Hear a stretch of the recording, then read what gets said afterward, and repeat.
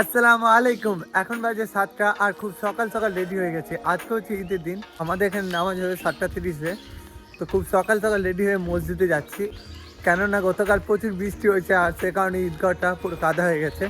তার জন্য ঈদের নামাজটা মসজিদেই হবে। তো এখন রেডি হয়ে যাচ্ছি মসজিদে ঈদের নামাজ পড়ার জন্য। গতকাল এতটাই বৃষ্টি হয়েছে দেখতে পাচ্ছ, রাস্তাটার মধ্যে পানি জমে গেছে। কি অবস্থা গাইস। তো গতকাল প্রচুর বৃষ্টি হয়েছে, সে কারণে ঈদের নামাজ পড়া সম্ভব নয় ঈদগাহে। আর সেই জন্য হচ্ছে মসজিদে নামাজ। আর এখন যাচ্ছি আমি মসজিদ ঈদের নামাজ পড়ার উদ্দেশ্যে। সকাল সাজানো হয়েছিল মসজিদের আশেপাশটা।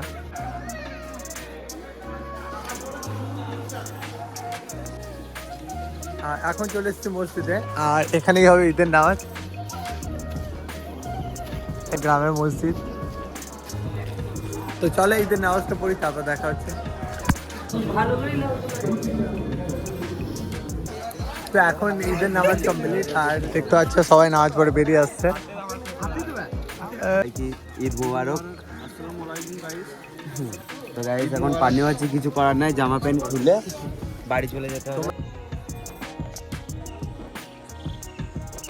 তো আজকে ওয়েদারটা খুবই ঠান্ডা।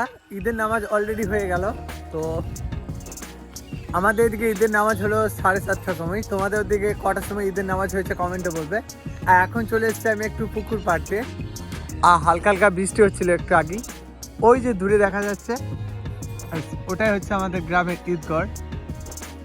বাট এবারে ঈদগাহের নামাজ হয় নাই। আর আকাশে হালকা হালকা মেঘ রয়েছে। এখান থেকে জাস্ট ফিল করতে পারছে সবুজে ভরা। এখান থেকে প্রকৃতির সৌন্দর্যটাই আলাদা। জাস্ট দেখতে পাচ্ছ চারিদিকে শুধু সবুজের বাগান।